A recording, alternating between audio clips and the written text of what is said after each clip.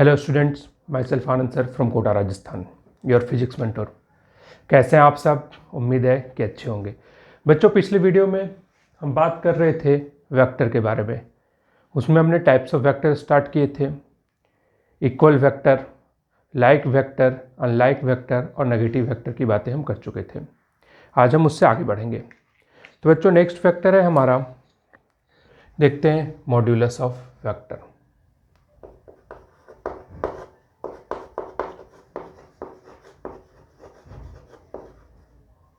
Modulus vector.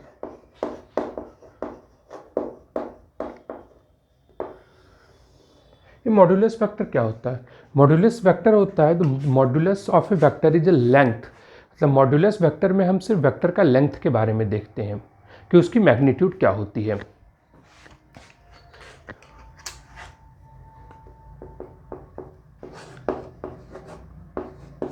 Define as length, that is magnitude of any vector, magnitude of any vector. ठीक है, ये हमें सिर्फ किसी भी वेक्टर का मैग्नीट्यूड बताता है। मॉड्यूलस वेक्टर यानी अगर हम किसी वेक्टर का मॉड्यूलस को फाइंड करते हैं तो वो हमें मैग्नीट्यूड बताता है। जैसे कि बच्चों यहाँ पर देखना चाहेंगे, इफ़ ए वेक्टर, कोई वेक्टर है ए वेक्टर जो है A x I cap plus A Y J cap plus A Z के कैप। ठीक है, A x I cap plus A Y J cap plus A Z के cap. ठीक है, ये वेक्टर है, इसके पास मैग्नीट्यूड और डायरेक्शन दोनों है। लेकिन अब हमें क्या चाहिए कि इसका मैग्नीट्यूड चाहिए। अच्छा, आपके दिमाग में क्वेश्चन आ रहा होगा ये कहाँ से लिखा गया है, तो मैं आगे बताऊंगा। अभी मैं टाइप्स ऑफ वेक्टर डिस्कस कर लूँ, फिर मैं बताऊंगा वो वेक्टर को लिखना कैसे होता है। ठीक है, तो अब जब हम इसके मैग्नीट्यूड के बारे में बात करेंगे बच्चों, तो ये हो जाएगा magnitude of A vector is equal to root under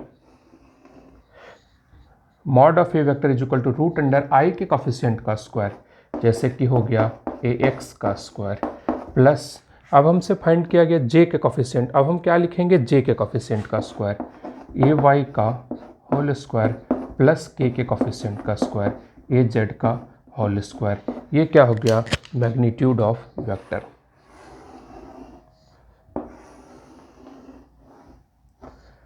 ये रिप्रेजेंट कर रहा है मॉड ऑफ वेक्टर, या तो हम इसे कह सकते हैं मैग्नीट्यूड ऑफ ए वेक्टर। एक एग्जांपल से समझने का कोशिश करते हैं। If f vector is equal to 2i cap plus 3j cap minus of 4k cap Newton, then find magnitude of f vector। f vector का मैग्नीट्यूड क्या होगा? ठीक है, तो हम सिंपल ही फॉर्मूला लगाएंगे। यहाँ पर क्या गिवन है? A vector is equal to a x I cap plus A Y J cap plus A z f cap. तो यहाँ पर ये जो हमें गिवन है वो क्या गिवन है? F vector is equal to F x I cap plus F y J cap plus F z के कैप। एफ एक्स आई कैप प्लस एफ वाई जे कैप प्लस एफ जेड के cap.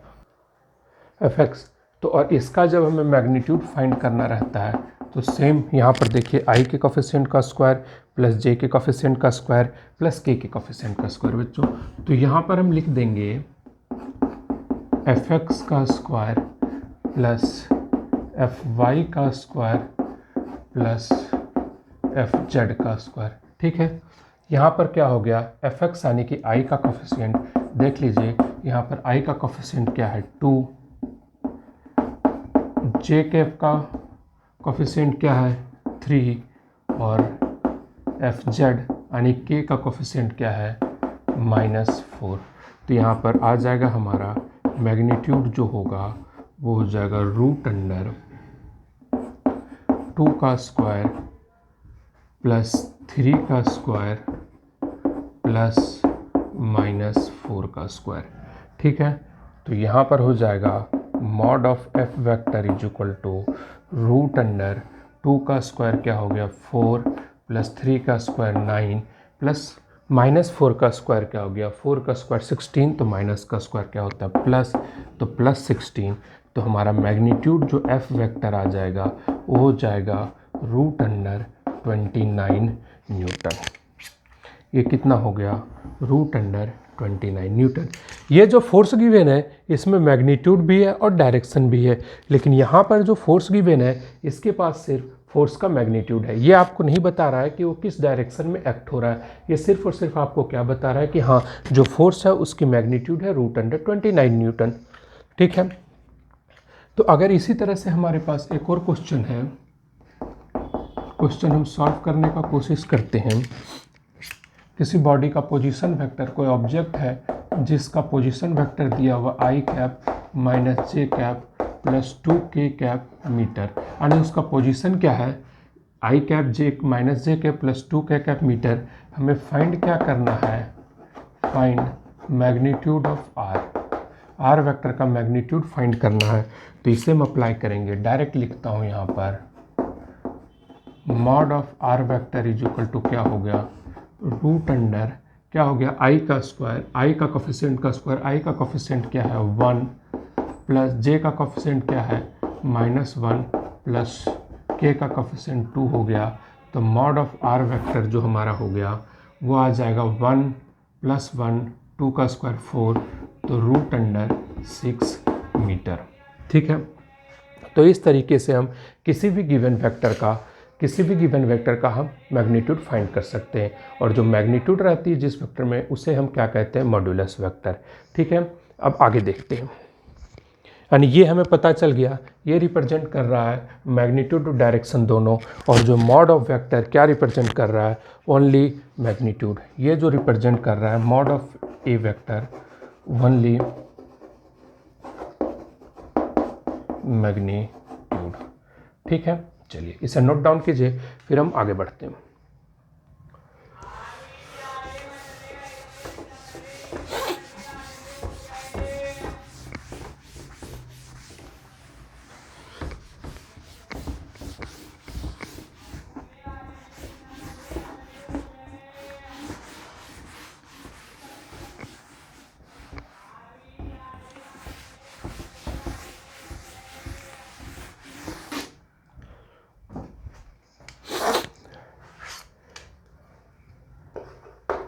Sixth is unit vector.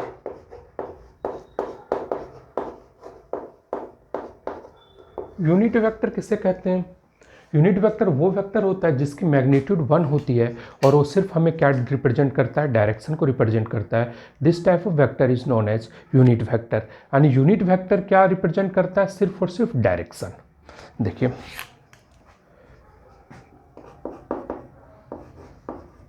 Vector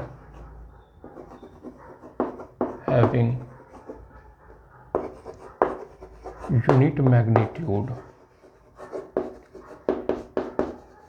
unit magnitude and it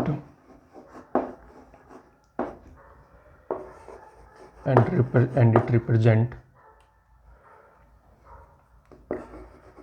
only direction of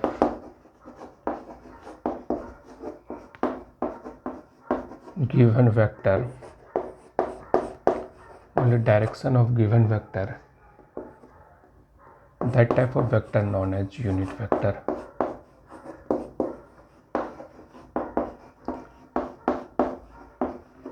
That type of vector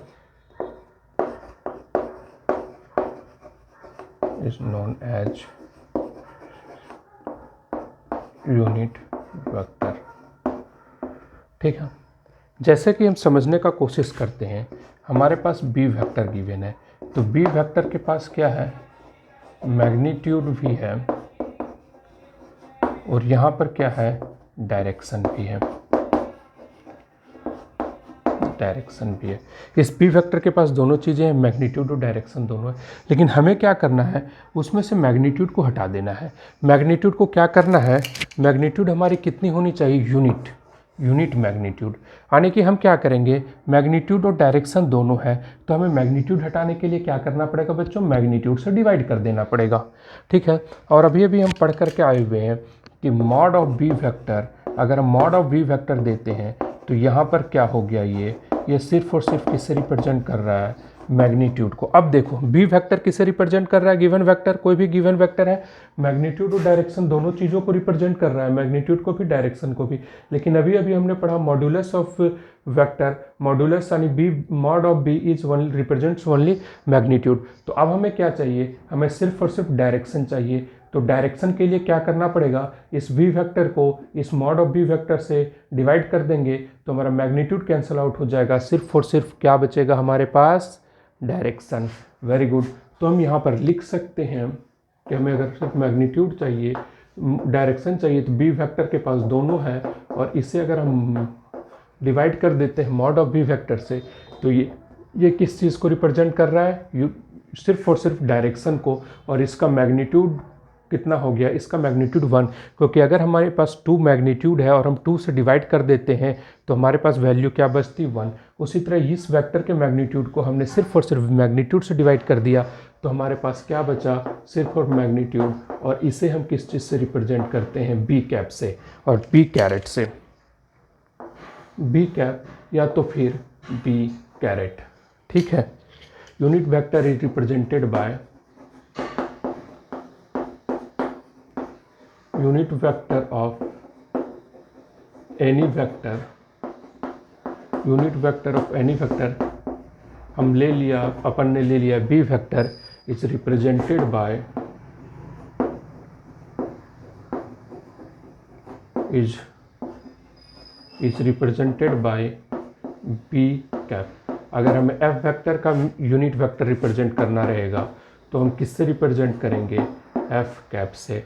हमें are vector का unit vector represent करना पड़ेगा तो हम किससे represent करेंगे, are cap से। किसी भी गिवन वेक्टर का यूनिट वेक्टर रिप्रेजेंट करने के लिए हम क्या लिखेंगे, एफ कैप, या तो आर वेक्टर का आर कैप, कोई भी गिवन वेक्टर है उसके ऊपर हम कैप लगा देंगे। जैसे एफ वेक्टर का क्या हो जाएगा, एफ वेक्टर अपन उसके मैग्नीट्यूड से डिवाइड कर दो, ये हो गया। आर वेक्टर का क्या हो गया, आर कैप हो गया आर वेक्टर अपन मॉड ऑफ आर वेक्टर। जैसे कि हमारे पास गिवन है, if A vector is equal to क्या है, A x I cap plus A Y J cap plus A Z के कैप, और हमें फाइंड क्या करना है, फाइंड करना है mod of A vector. Find क्या करना है हमें, मॉड ऑफ ए वेक्टर। यानी हमें क्या चाहिए, मॉड ऑफ ए वेक्टर नहीं, मॉड ऑफ ए वेक्टर हम फाइंड कर चुके हैं, हमें फाइंड करना है unit vector. Find unit vector of A cap, यानी ए कैप हमें फाइंड करना है, इसका यूनिट वेक्टर। तो इसके यूनिट वेक्टर को फाइंड करने के लिए हम क्या करेंगे,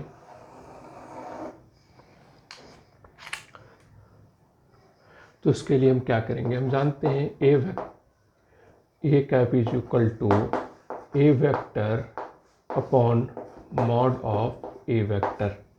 ठीक है, तो यहाँ पर लिख देंगे a vector, a cap is equal to unit vector of A vector, a cap is equal to a vector कितना होगा, a x I cap plus A Y J cap plus A Z के cap, a x I cap plus A Y J cap plus A Z के cap, और इसे divide करेंगे mod of A vector. और हम सब जानते हैं, पिछले स्लाइड में हमने देखा है कि मॉड ऑफ ए वेक्टर क्या हो गया, रूट अंडर ए एक्स का स्क्वायर प्लस ए वाई का स्क्वायर प्लस ए जेड का स्क्वायर, ये हो गया कैप। इस तरीके से किसी भी गिवन वेक्टर का हम फाइंड कर सकते हैं यूनिट वेक्टर।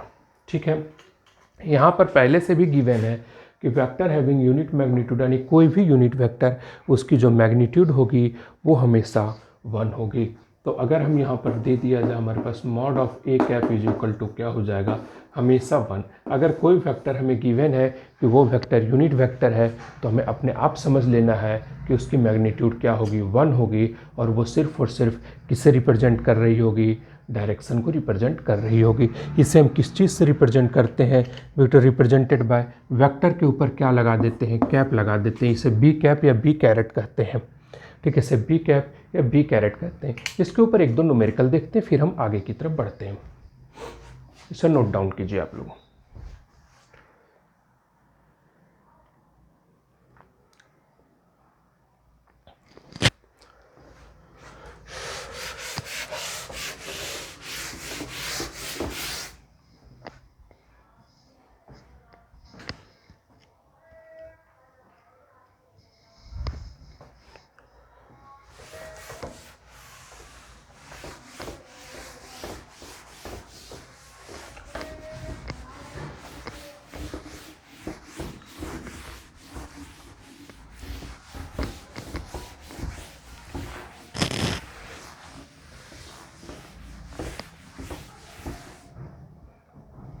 ठीक है, जैसे हमारे पास एक एग्जाम्पल है, ठीक है,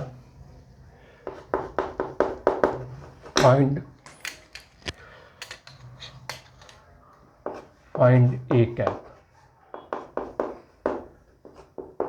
if a vector is equal to 2i cap plus 3j cap minus 5k cap. ठीक है, तो इसे हम सॉल्व करेंगे। हमें पता है कि a cap is equal to क्या हो जाएगा, a cap is equal to होगा a vector upon mod of A vector. तो a cap is equal to a vector upon mod of A vector.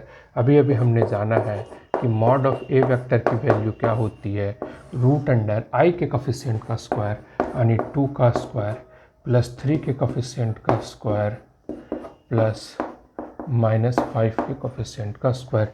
तो ये क्या हो गया, mod of A vector is equal to root under क्या हो जाएगा, 2 का स्क्वायर 4, 3 का स्क्वायर 9 और माइनस 5 का स्क्वायर 25। तो 9 प्लस 4 13 प्लस 25 रूट अंडर 38 हो गया। रूट अंडर क्या हो गया, 38 हो गया।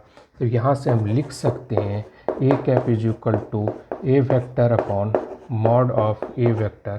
तो यहाँ पर ए वेक्टर लिखेंगे हम 2i cap plus 3j cap minus 5k cap upon root under 38। ये क्या हो गया, रूट अंडर 38।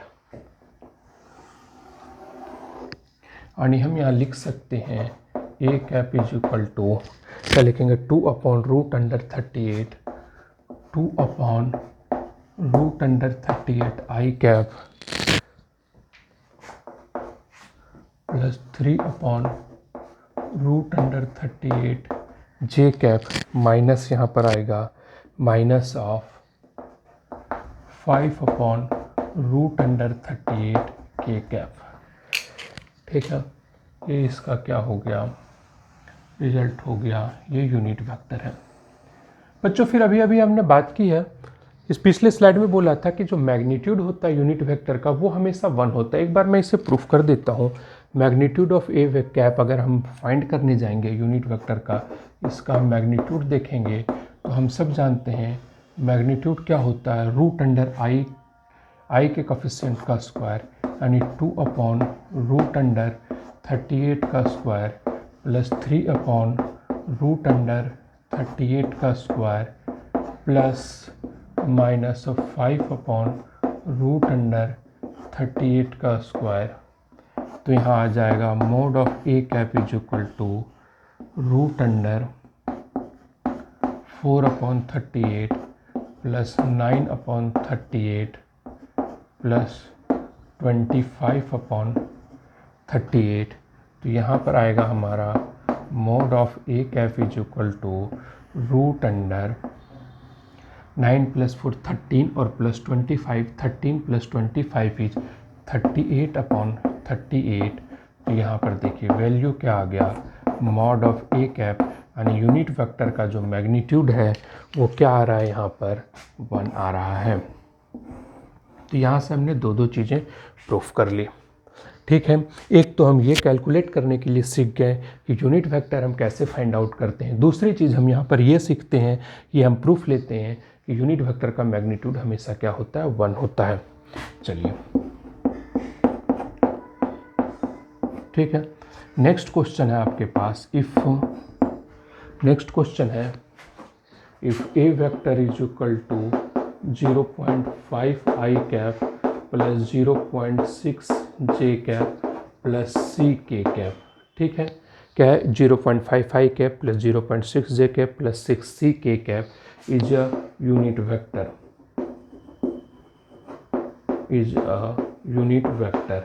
एक क्या है, एक यूनिट वेक्टर है। तो आपको फाइंड करना है, then find the value of c,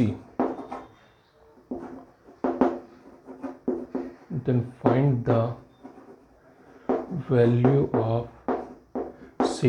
तो c की वैल्यू को फाइंड कीजिए। c की वैल्यू कितनी होगी ये आपको बताना है।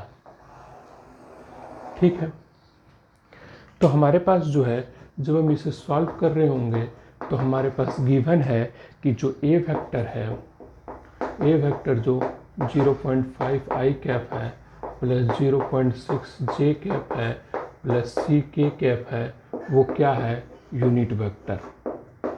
सिंपल लिखेंगे, ये क्या है, यूनिट वेक्टर है। तो हमें पता है यूनिट वेक्टर का जो मैग्नीट्यूड होता है वो क्या होता है, 1 होता है। देख लीजिए, मैंने पिछले स्लाइड में बताया था कि यूनिट वेक्टर का मैग्नीट्यूड 1 होता है। और तो हम यहाँ पर लिख सकते हैं mod of A vector is equal to 1, और यूनिट वेक्टर का मैग्नीट्यूड जब हम कैलकुलेट करेंगे तो वो होगा 0.5 का स्क्वायर प्लस 0.6 का स्क्वायर प्लस k का कोफिशिएंट c का स्क्वायर इज इक्वल टू 1। तो यहाँ पर क्या करेंगे, दोनों तरफ स्क्वायर करेंगे। जब भी हम किसी इक्वेशन को सॉल्व कर रहे हो और एक साइड में अंडर रूट हो, तो हम मेरा फर्स्ट टारगेट यही होता है क्वेश्चन को सॉल्व करने के लिए कि ये जो रूट अंडर है इसे हम क्या करेंगे, स्क्वायर करेंगे। तो यहाँ पर आ जाएगा 0.25 प्लस 0.36, 0.5 का स्क्वायर हो जाएगा 0.25, 0.6 का स्क्वायर होगा 0.36 plus C square is equal to 1। तो ये क्या हो जाएगा, ये हो जाएगा 6 प्लस 5 1, 3 to 5 6 हो जाएगा 0.61 plus C square is equal to 1। तो C square is equal to क्या, 1 माइनस 0.61। तो ये हो जाएगा हमारे पास 0.39, 0.39। तो सी की जो वैल्यू होगी वो होगी 0.39। ये क्या हो जाएगी, 0.39। ये हो गया इसका आंसर। ठीक है, चलिए इसे नोट डाउन कीजिए, फिर हम आगे बढ़ते हैं। नोट डाउन कीजिए, फिर आगे बढ़ते हैं।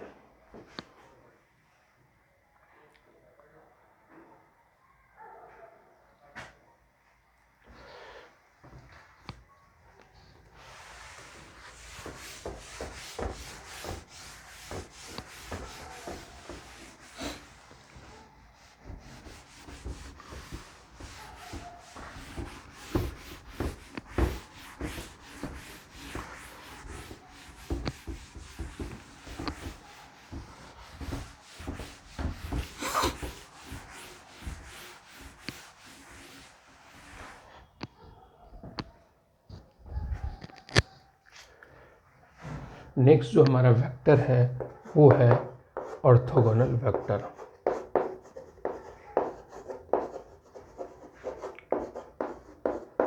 ऑर्थोगोनल वेक्टर,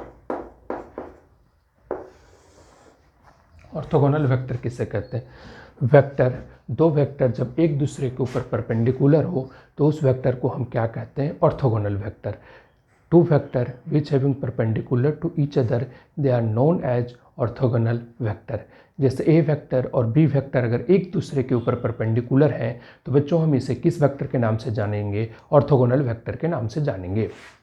लिखेंगे टू वेक्टर, टू और more than two vector, more than two vector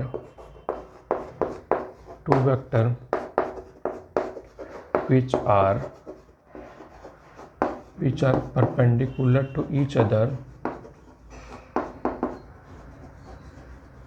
which are perpendicular to each other, then they are known as orthogonal vector. then they are known as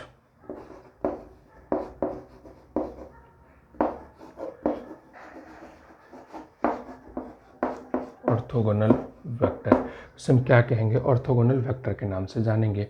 जैसे कि हमारे पास condition है कि समझने के लिए ये ईस्ट हो गया, वेस्ट हो गया, नीचे साउथ और ये नॉर्थ। अगर हम कहना चाहेंगे कि ए वेक्टर यानी कि इसका जो पोजीशन वेक्टर है वो इस डायरेक्शन में, और दूसरा वेक्टर आता है बी वेक्टर, इसका पोजीशन वेक्टर जो इस नॉर्थ डायरेक्शन में है, और इन दोनों के बीच का एंगल 90 डिग्री बन रहा है, तो हम ये बोलेंगे a vector and b vector both are orthogonal vector. में हम कहेंगे a vector and b vector both are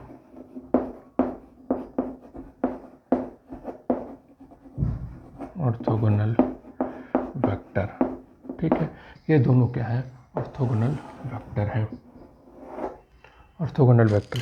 अब एक चीज़ हम और देखते हैं, हम यहाँ पर देखते हैं, आप सब बचपन से पढ़े होंगे कोऑर्डिनेट सिस्टम। ये क्या हो गया? एक्स वाई, और ये क्या हो गया? जेड। ठीक है, तो अगर हम कहा जाए एक्स वेक्टर, वाई वेक्टर और जेड वेक्टर, तो हम कह सकते हैं तीनों एक दूसरे के ऊपर परपेंडिकुलर हैं, यानी ये तीनों वेक्टर क्या हैं? ऑर्थोगोनल वेक्टर है। एक चीज़ और इसमें देख लेते हैं, जब बातें स्टार्ट हो गई है तो एक चीज़ और देखते हैं।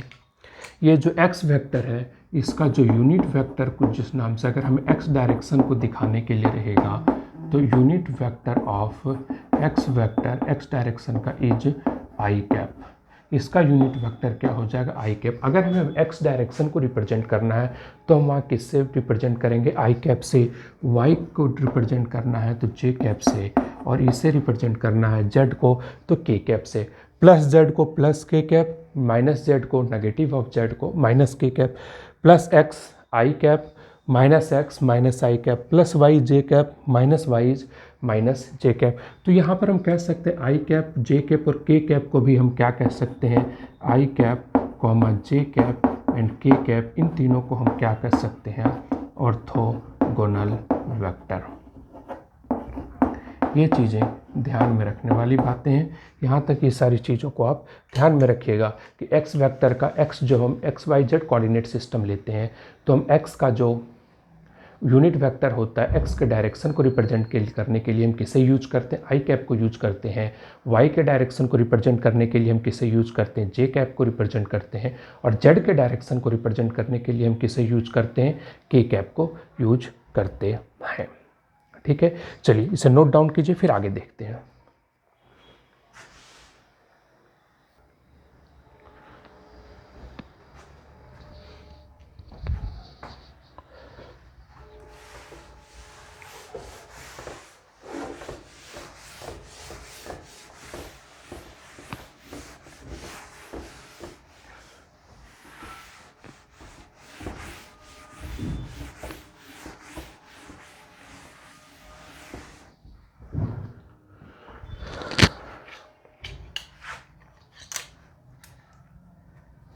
नेक्स्ट हम देखते हैं fixed vector.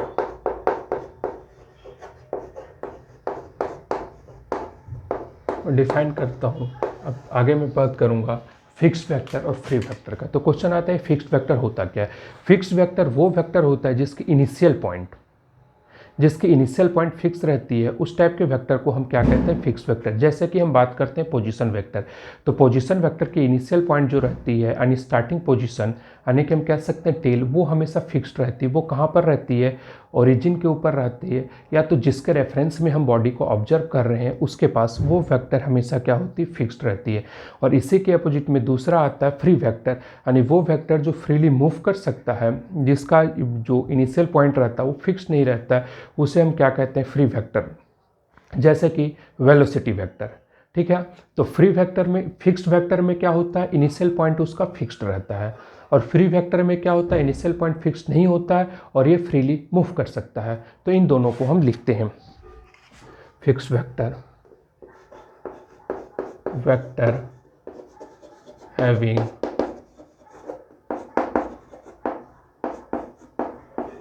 Initial point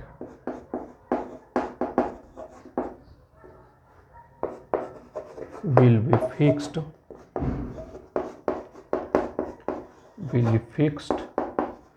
is called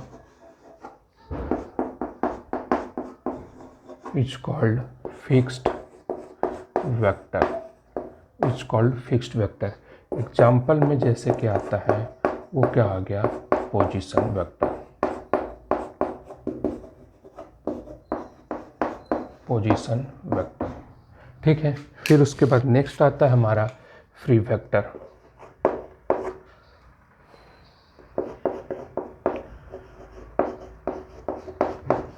ये फ्री वेक्टर क्या होता है? फ्री वेक्टर उस वेक्टर को कहते हैं जिसका इनिशियल पॉइंट फिक्स नहीं होता है और वो फ्रीली मूव कर सकता है। This type of vector is known as free vector, जैसे कि velocity vector.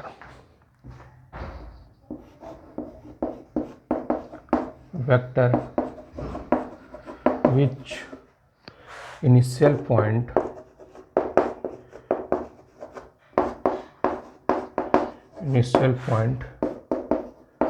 is not fixed and it can freely move is called free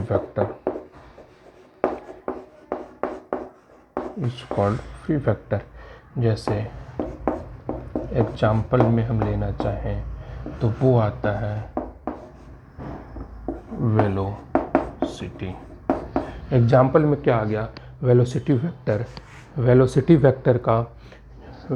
vector में जो इनिशियल पॉइंट रहता है वो फिक्स नहीं होता है, वो फ्रीली मूव कर सकता है। तो इस टाइप के वेक्टर को हम किस वेक्टर के नाम से जानेंगे, फ्री वेक्टर।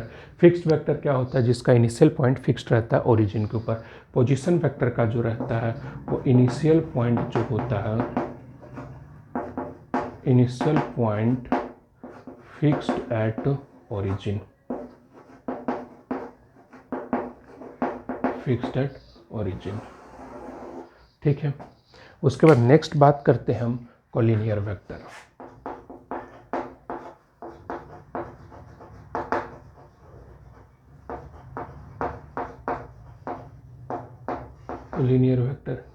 कोलिनियर वेक्टर उस वेक्टर को कहते हैं vectors having in same line, जो सेम लाइन में हो। कह सकते हैं जो वेक्टर सेम लाइन में हो या सेम डायरेक्शन को रिप्रेजेंट कर रहे हो उसे हम क्या कहते हैं, उसे हम कोलिनियर कह सकते हैं। जैसे कि the vector which either act along the same line और parallel line is called collinear vector. ठीक है, कॉल्ड कोलिनियर। इसको लिखते हैं the vector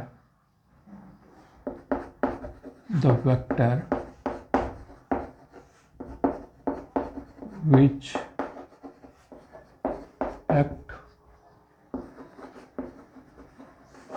along the same line or parallel line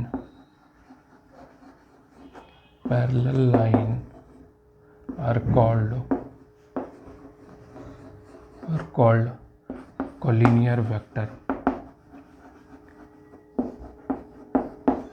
collinear vector. जैसे एग्जाम्पल में देखना चाहेंगे, जैसे कि ये हो गया, ये ए वेक्टर हो गया, ये और ये क्या हो गया, बी वेक्टर। तो हम कह सकते हैं a vector is parallel to b vector, कि ए वेक्टर और बी वेक्टर दोनों क्या है, पैरेलल हैं। जैसे कि यहाँ पर ये हो गया सी वेक्टर और ये क्या हो गया, डी वेक्टर। तो यहाँ भी हम कह सकते हैं c vector is parallel with d vector. जैसे कि ये हो गया ई वेक्टर और ये क्या हो गया, एफ वेक्टर। तो यहाँ पर भी हम कह सकते हैं दोनों क्या है, कोलिनियर है। ये पैरेलल है, ये भी एंटी पैरेलल है, लेकिन हम बोल सकते हैं E vector and F vector are क्या कहते हैं, कोलिनियर। ये सारे ए वेक्टर, बी वेक्टर और सी टी वेक्टर को भी हम कोलिनियर कहेंगे। यानी हम कह सकते हैं शॉर्टकट में इस बात को भी कह सकते हैं, जब दो वेक्टर के बीच का एंगल 0 डिग्री या 180 डिग्री हो, क्योंकि यहाँ पर देखिए इन दो केसेस में थीटा की वैल्यू जो है वो 0 डिग्री है। इन दो केसेस में थीटा की वैल्यू 0 डिग्री है, लेकिन यहाँ पर जो थीटा की वैल्यू है वो कितनी है, 180 डिग्री। तो हम कह सकते हैं कि थीटा की वैल्यू यानी दो वेक्टर के बीच का एंगल अगर 180 डिग्री हो या 0 डिग्री हो तो उन वेक्टर्स को हम क्या कहते हैं, कोलिनियर वेक्टर। या तो हम ऐसे कह सकते हैं दो कोलिनियर वेक्टर के बीच का जो एंगल रहता है या तो 0 डिग्री होगा या तो 180 डिग्री। तो हम यहाँ पर लिख सकते हैं एंगल बिटवीन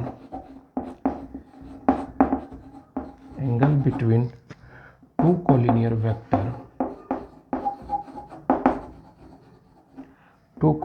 वेक्टर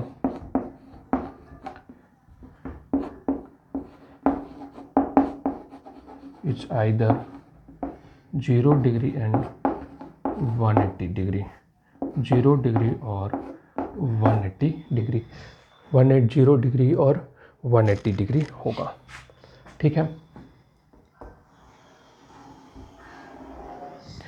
ठीक है। फिक्स्ड वेक्टर क्या होता है, जिसका इनिशियल पॉइंट फिक्स्ड रहता है। फ्री वेक्टर क्या होता है, जिसका इनिशियल पॉइंट फिक्स्ड नहीं होता और ये फ्रीली मूव कर सकता है। फिक्स्ड वेक्टर का एग्जांपल क्या हो गया, फिक्स्ड वेक्टर का एग्जांपल हो गया पोजीशन वेक्टर। फ्री वेक्टर का एग्जांपल हो गया वेलोसिटी। उसके बाद फिर बात करते हैं हम कोलिनियर वेक्टर। ये कोलिनियर वेक्टर क्या होता है, जो सेम लाइन में ये पैरेलली एक्ट करता है उसे हम क्या कहते हैं, फिक्स्ड वेक्टर, कोलिनियर वेक्टर कहते हैं। जैसे ए vector, b vector, c vector, d vector, e vector, f vector. यहाँ पर ध्यान में रखना है कि जो कोलिनियर वेक्टर होता है उसके बीच का एंगल या तो 0 डिग्री होगा या तो 180 डिग्री होगा। ये ध्यान में रखने वाली बात है, या तो 0 डिग्री होगा या तो 180 डिग्री होगा। नेक्स्ट हम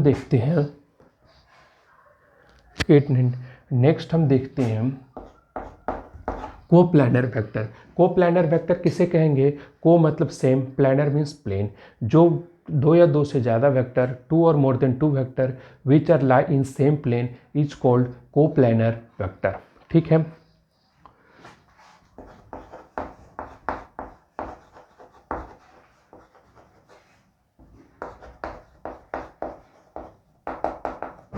कोप्लानर वेक्टर। ठीक है, कोप्लानर वेक्टर कहेंगे।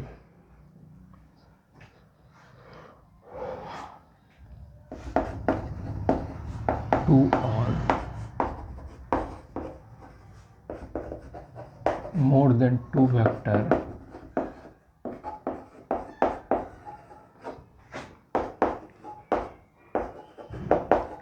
which lie in same plane is called coplanar vector।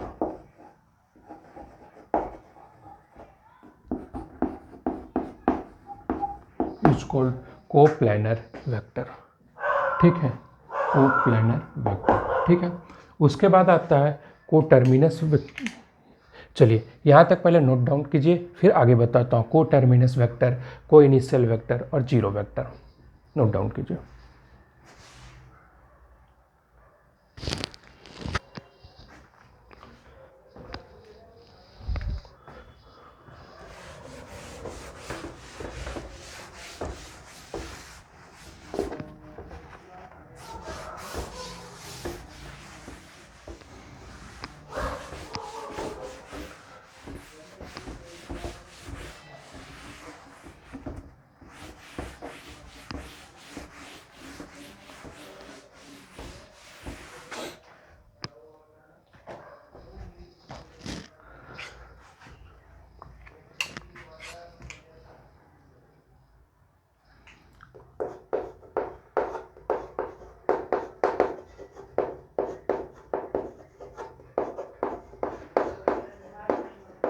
Next देखते हैं को initial vector. Coinitial vector किसे कहेंगे, 2 और more than 2 vector which initial point is at the same position is called को इनिशियल वेक्टर। किसे कहेंगे, जिसका इनिशियल पॉइंट यानी स्टार्टिंग बिंदु, स्टार्टिंग पॉइंट जो है किसी एक फिक्स पॉइंट पर है, उसे सेम पॉइंट पर है, उसे हम किस नाम से जानेंगे, को इनिशियल वेक्टर। यहाँ पर लिखेंगे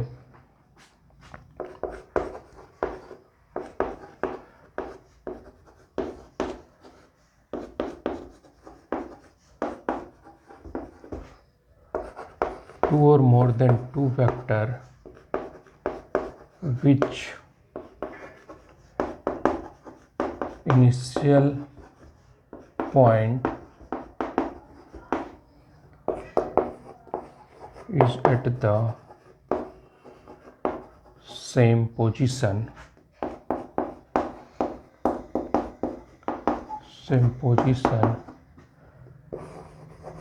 is called co-initial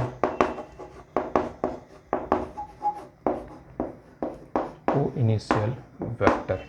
जैसे कि ये रहा, यहाँ पर एक ही पॉइंट से ए वेक्टर भी निकल रहा है, उसी पॉइंट से बी वेक्टर भी निकल रहा है और उसी पॉइंट से सी वेक्टर भी इनिशिएट हो रहा है।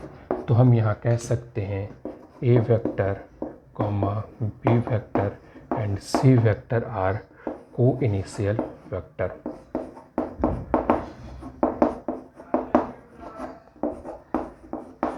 को इनिशियल वेक्टर।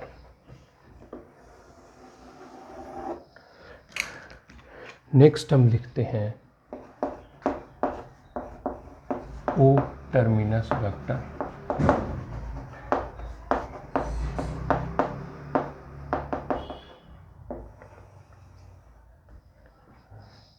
ठीक है, coterminous vector.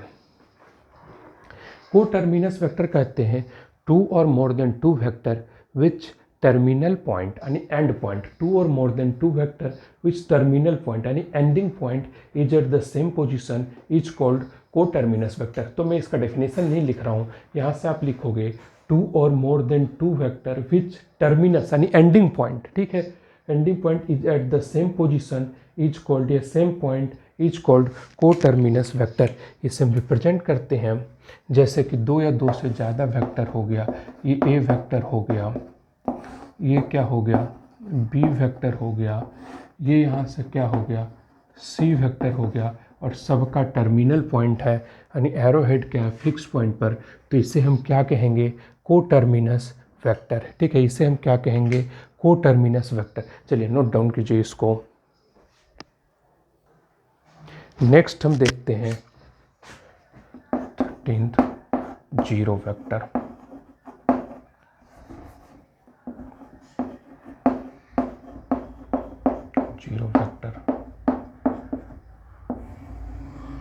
Zero vector और इसे हम एक और नाम से जानते हैं, नल वेक्टर के भी नाम से जानते हैं।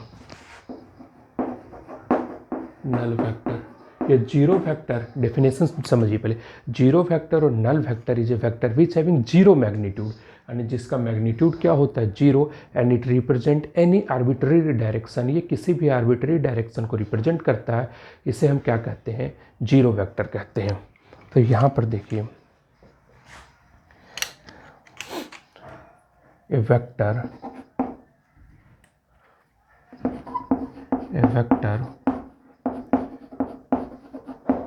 which having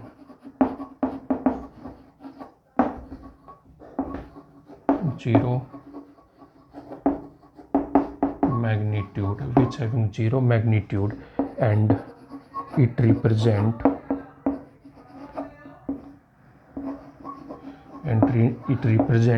any arbitrary direction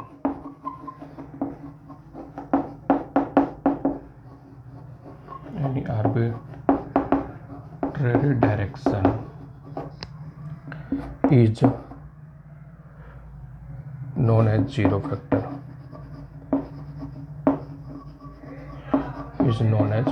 vector। It is represented by, हम जीरो लिखते हैं उसके ऊपर क्या लगा देते हैं एरो लगा देते हैं, इसे हम क्या कहते हैं जीरो वेक्टर। कुछ इसकी प्रॉपर्टीज़ देखते हैं, जैसे किसी भी वेक्टर के साथ में अगर हम जीरो वेक्टर को ऐड करते हैं तो उसके मैग्नीट्यूड या डायरेक्शन के ऊपर कोई फ़र्क नहीं पड़ता है। ये वेक्टर हो गया। किसी भी वेक्टर के साथ में अगर हम जीरो वेक्टर को माइनस करते हैं तो उस वेक्टर के ऊपर मैग्नीट्यूड या डायरेक्शन के ऊपर कोई फ़र्क नहीं पड़ता है। हाँ, लेकिन किसी भी वेक्टर के साथ में अगर हम जीरो वेक्टर को हम मल्टीप्लाई करें या डिवाइड करें तो वो हमेशा क्या होता है जीरो वेक्टर ही आता है। किसी भी मैग्नीट्यूड के साथ में अगर हम जीरो वेक्टर को मल्टीप्लाई करते हैं तो भी हमारा क्या आता है, जीरो वेक्टर ही आता है। इसके कुछ प्रॉपर्टी देख लीजिए। तो बच्चों यहाँ तक जितने भी टाइप के वेक्टर होते हैं, डिफरेंट डिफरेंट टाइप्स के वेक्टर हमने डिस्कस कर लिया है। बाकी रिमेनिंग टॉपिक हम लोग नेक्स्ट वीडियो में करेंगे। तब तक के लिए all the best and thank you.